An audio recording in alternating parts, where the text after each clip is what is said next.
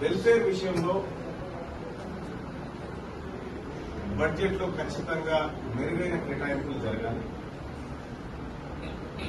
వాళ్లకు భద్రత విషయంలో కానీ, లేకపోతే వృత్తిరీత్యా భరోసా విషయంలో కానీ, కొత్తగా వచ్చేటువంటి న్యాయవాదుల విషయంలో కానీ, మేము ఈ వృత్తిలోకి పోతే మేము సస్టైన్ కాగలుగుతాము అనేటువంటి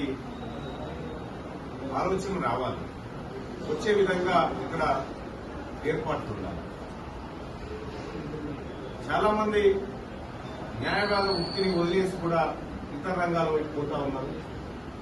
దానికి కారణాలని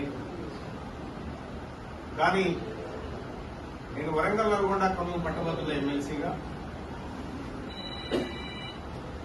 మిత్రులందరికీ తెలియజేసుకుంటున్న మాట ఏంటంటే, న్యాయవాదుల పక్షపాతిగా, న్యాయవాదుల సంక్షేమం కోసం, న్యాయవాదుల జీవితాలు మరింత మెరుగుపడడం కోసం ఖచ్చితంగా శాసన మండలిలో మాట్లాడతారని మీ అందరికీ తెలియజేస్తున్నాను.